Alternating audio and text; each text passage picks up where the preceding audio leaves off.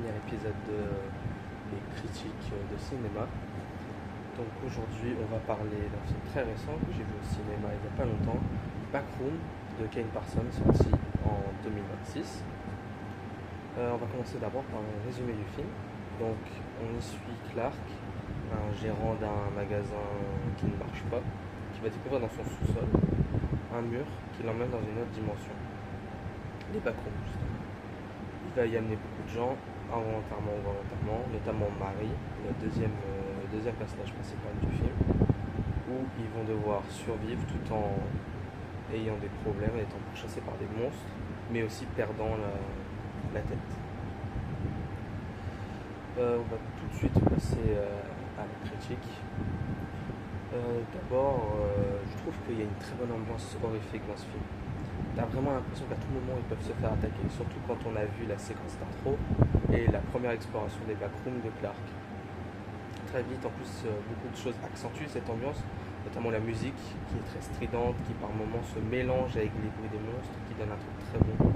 Le décor, en même temps, les backrooms, c'est un peu ça. Le truc, c'est que le décor fait peur de base, ou du moins est très malaisant, avec à nouveau cet effet sonore en fond qui rend fou à la fois nous et les personnages, mais aussi même les décors un peu dans la réalité, dans le monde du film, font très faux. Par exemple, quand il va chercher ses employés, ça fait très faux à l'intérieur et même à l'extérieur, comme si la réalité elle-même était irréelle. Même le ciel, au tout début, dans la première scène du film, avec Marie, paraît faux aussi. Tout paraît faux. Les acteurs jouent très bien aussi. Il y a pas mal de plans très bons, de plans contemplatifs. J'aime beaucoup les plans contemplatifs, et donc pour découvrir ce labyrinthe qu'est les backrooms, on utilise beaucoup de plans contemplatifs pour montrer à quoi ils ressemblent et leur immensité.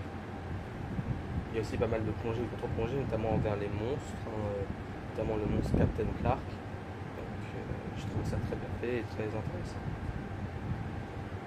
J'ai beaucoup aimé aussi les références à internet, en même temps c'est fait par Kane Parsons, un des plus grands d'internet, que ce soit à lui-même. J'ai vu, alors j'extrapole peut-être un peu des références à Old As You, notamment quand Marie remonte les escaliers pour s'en sortir. À un moment il y avait Blind the Wind, donc l'ancienne musique la plus mystérieuse d'internet, qui joue en arrière-fond. Il y a des références à ses propres vidéos à lui, normal, c'est une adaptation de sa série. Ça fait plaisir de voir quelques références. En termes des monstres, je les ai trouvés plutôt bons et intéressants dans l'idée. Le fait d'avoir des copies dans un monde qui copie justement la réalité, c'était très intéressant. Ça rajoute aussi l'idée de est-ce qu'au final les personnages principaux ne sont pas aussi des copies d'eux-mêmes, des mensonges. Je trouve ça du coup intéressant. Même si j'avoue que j'aurais préféré avoir les monstres originaux des backrooms qui sont présents dans la série de Kane Parsons. Même si j'aime bien ce qu'il a fait dans le film, j'aurais bien aimé avoir des monstres plus fidèles à l'univers des backrooms de base. Ensuite, ça c'est un peu... c'est pas vraiment une critique, c'est que j'avoue que j'ai l'impression que le film est un peu court. Il était bien, j'ai bien aimé la fin d'ailleurs, mais je pense qu'une bonne demi-heure de plus aurait été mieux, notamment sur l'exploration des backrooms. Parce qu'au final, on les voit pas tant, on voit toujours la même chose.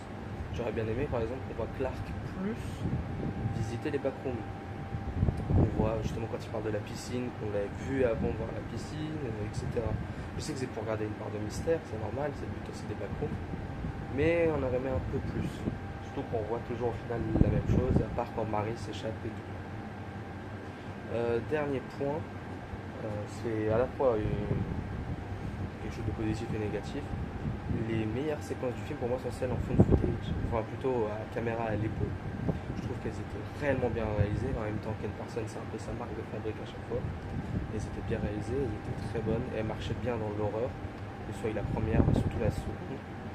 Mais au final, j'en viens à me dire que j'en aurais aimé plus, puisque déjà c'est le style de Kane Parsons de base, et que c'est là où il excelle le plus pour moi, mais surtout, limite j'aurais préféré que le film entier soit ça. Qu'il y ait quelques scènes en prise de vue réelle, mais dès qu'on passe dans les backrooms, on sent en caméra à l'épaule.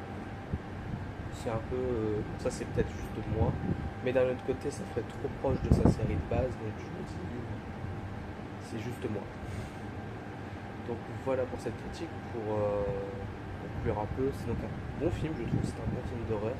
Peut-être pas le meilleur récemment. J'avoue que préfère, vous l'aurez compris, Obsession, qui pour moi était meilleur. Et ça reste un bon film. Ken Parson a fait un bon travail.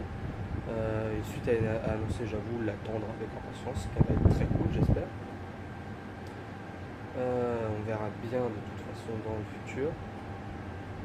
Bon bah c'est fini pour cette vidéo. N'hésitez pas à vous abonner. Au revoir.